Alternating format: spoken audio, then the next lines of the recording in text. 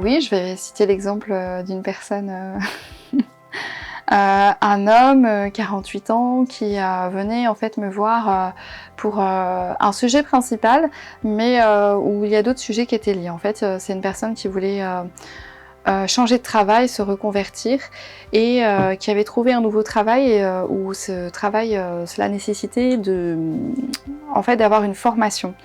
Et la personne avait déjà peur de ses capacités d'apprentissage, parce que ça nécessite de pouvoir apprendre et travailler, etc.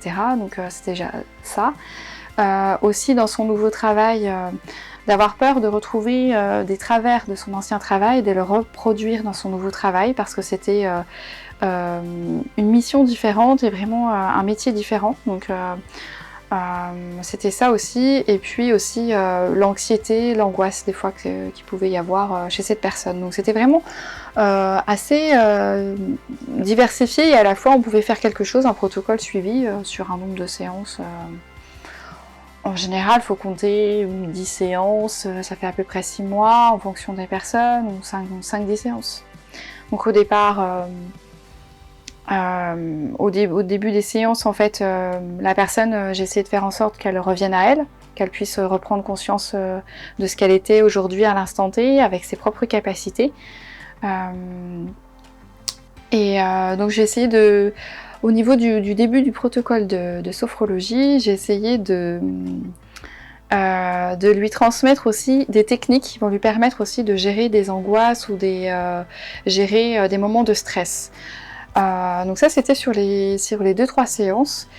Et déjà au bout de ces 2-3 séances, la personne a vu un résultat, une certaine sérénité qui s'était installée, des angoisses qui s'écartaient au fur et à mesure, donc sans forcément encore trop les gérer, mais déjà qui revenaient moins souvent. Donc c'était déjà un des premiers effets. C'est vrai que cette personne, je me rappelle, elle pratiquait beaucoup. Elle pratiquait beaucoup, et c'est vrai qu'on voit tout de suite le résultat après. Ça va plus vite forcément, puisque le corps il l'intègre, le cerveau il l'intègre aussi, tout s'imprime dans la conscience, et ça donne un résultat au final.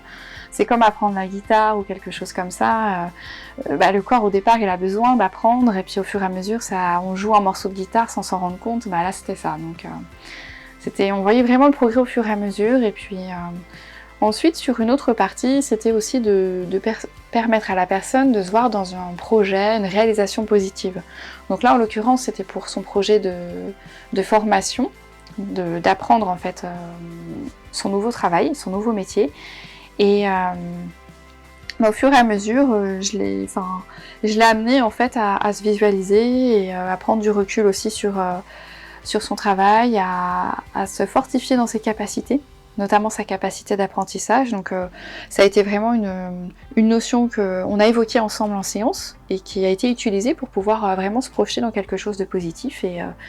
Et là, pour le coup, il y a eu vraiment de bons résultats en fait. C'était là où j'étais agréablement surprise, parce que en tant que sophrologue, on voit jamais le résultat qu'il peut y avoir. Il n'y a que la personne qui devient actrice de ce qu'elle fait. Elle est autonome sur sa façon de pratiquer, de vivre les choses, et puis ça l'amène à être responsable de soi tout simplement. Donc je trouve ça magnifique, moi, c'est toujours donc voilà, la personne au fur et à mesure, au bout du protocole, elle avait plus de crise d'angoisse, parce qu'elle elle m'a dit: j'ai trouvé mes stratégies autres aussi, c'était pas que la sophrologie, des stratégies extérieures pour pouvoir gérer ces crises d'angoisse.